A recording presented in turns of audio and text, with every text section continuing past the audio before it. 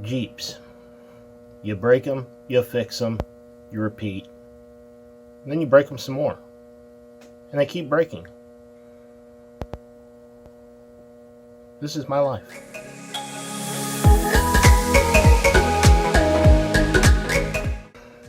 I'm Ron. This is the first official video of Project Black Knight, my 1990 Jeep Cherokee. This Jeep has been cobbled together with parts from several different years and different 4-liter engines. The block's an original 90, the head is off of a 91, intake is off of a 90, header is off a 91. Transfer case, transmission, both dips are still the original equipment. Fenders have been all hacked up and it's a piece of work. We're going to try and go through a couple of different things and let you guys know what we've been doing. So I'm going to take you on a little tour of the Jeep, give you the plans for the future and what we're still trying to get done before this thing will actually run. Come on, let's go.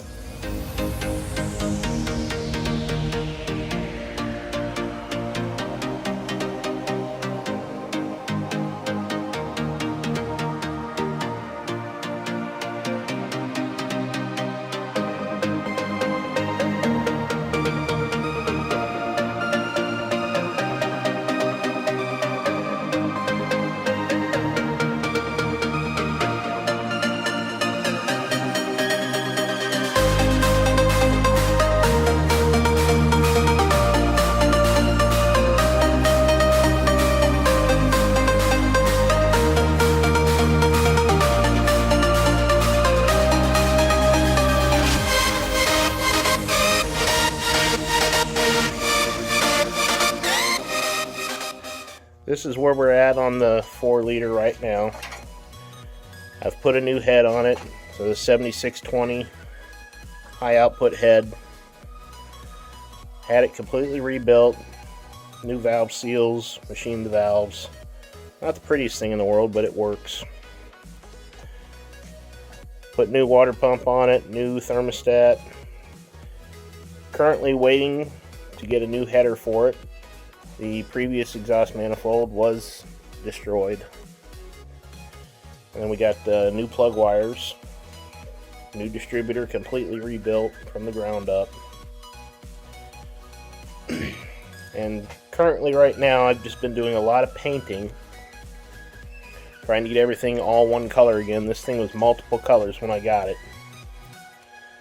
It wasn't the nicest thing to be looking at.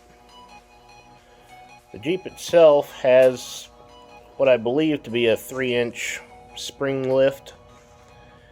The rear springs are shot, so they sag really bad in the back. It's got a 2-inch shackle on it, but it's literally only getting about 1 inch of lift.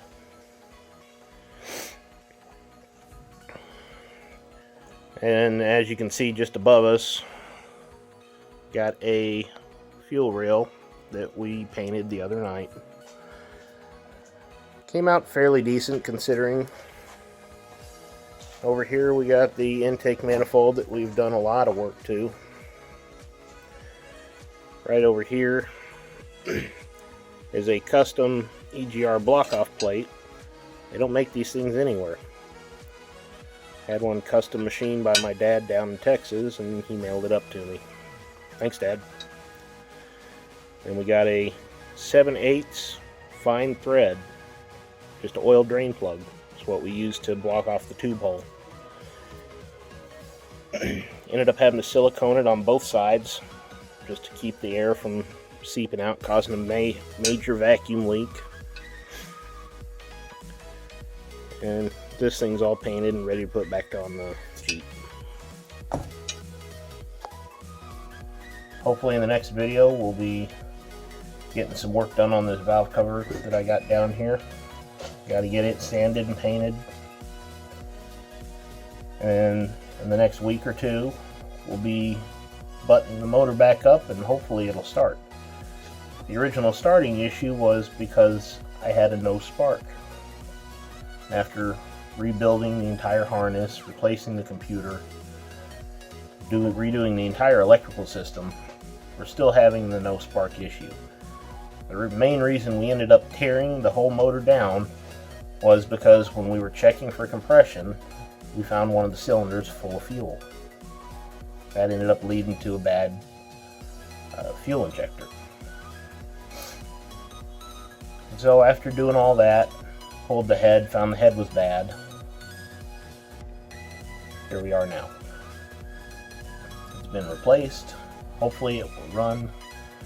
And I do believe that the no start issue is an ignition switch. Something that I was told was replaced, but I don't think it ever was. We're going to give that a shot after we get all this put back together and see where that leads us. Fingers crossed everything works, and maybe further in the future we'll do some more videos on where we go wheeling, how the thing runs and drives, maybe even some stuff on the El Camino.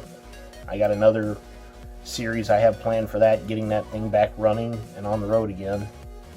As of right now, when it came to me up from Texas, it has a really bad exhaust leak, a bad choke cable, and it needs to be retimed. Things up for tonight. If you guys like the video, give it a like, smash that subscribe. Take care. We'll see you in the next one.